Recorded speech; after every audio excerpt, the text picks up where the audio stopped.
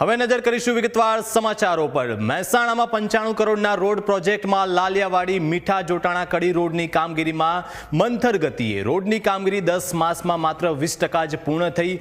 કે સોરઠિયા નામના કોન્ટ્રાક્ટરને અપાયું હતું ટેન્ડર। ફેબ્રુઆરી 2025માં કામ પૂર્ણ કરવાની શરતે અપાયું હતું કામ।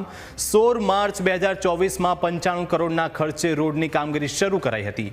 કામગીરીને લઈને રોડ ખોદી નાખતા અકસ્માતની ઘટનાઓ વધી છે। કામગીરી ધીમી હોવાનું રોડ એન્ડ બિલ્ડિંગ વિભાગે સ્વીકાર્યું। રોડ એન્ડ બિલ્ડિંગ વિભાગે દોષનો પોટલો ફોરેસ્ટ વિભાગ પર ઠાલવ્યો છે। ફોરેસ્ટ વિભાગની મંજૂરી નહીં મળતા કામમાં વિલંબ થયો હોવાનું કહેવામાં આવ્યું છે। હજુ 2 વર્ષ પછી પણ કામ પૂર્ણ થઈ શકે તેવી શક્યતા નહીવત। સાહેબ લગભગ 6 થી 9 મહિના સુધી આ કામ ચાલે છે।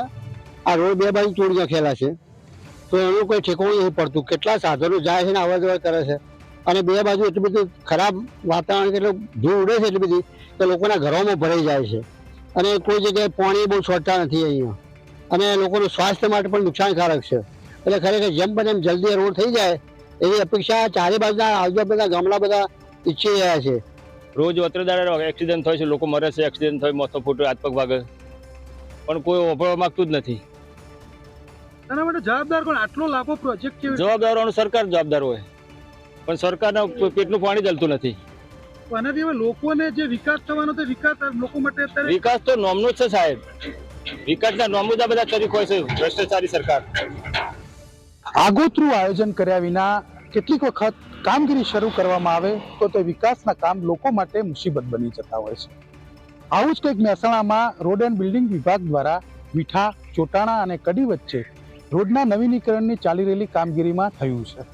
16 માર્ચ 2024ના રોજ ગાંધીનગરની કચેરી દ્વારા આ રોડને વહીવટી મંજૂરી આપવામાં આવી હતી। 95 કરોડના ખર્ચે આ રોડનું નવીનીકરણ કરવાની મંજૂરી આપવામાં આવી હતી અને ત્યારબાદ કડી પેટા વિભાગ સ્ટેટ R&B દ્વારા 2 ફેબ્રુઆરી 2025ના રોજ કે સોરઠિયા નામના કોન્ટ્રાક્ટરને આ રોડની કામગીરીનું ઓર્ડર આપવામાં આવ્યો હતો।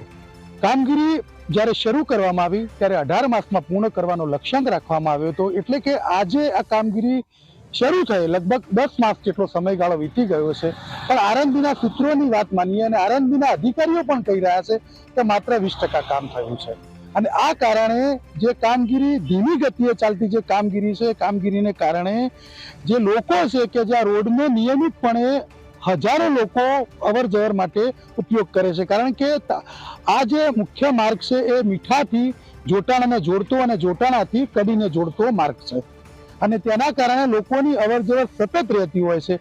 આમ છતાં 10 મહિનાનો ગાળો વીતી ગયા પછી પણ માત્ર ને માત્ર 20% કામ પૂરું થયું છે।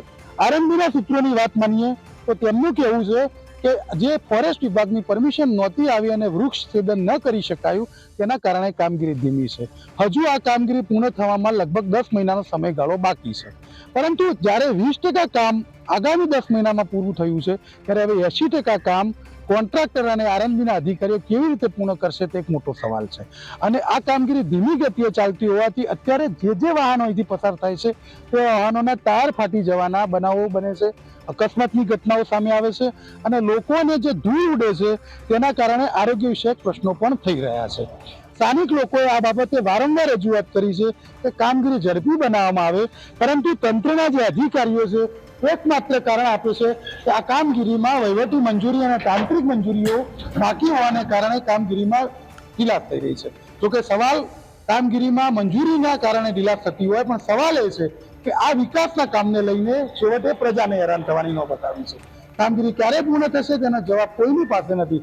કદાચ તંત્ર મોડી કામગીરી બદલ કોન્ટ્રાક્ટરના બિલમાંથી કાપ કરશે, પણ કોન્ટ્રાક્ટરના બિલમાં કાપ કરવાથી લોકોની સમસ્યાઓનો અંત નથી આવી જવાનો તેવું લોકોનું કહેવું છે। Kamlesh Raval, News Capital, Mehsana.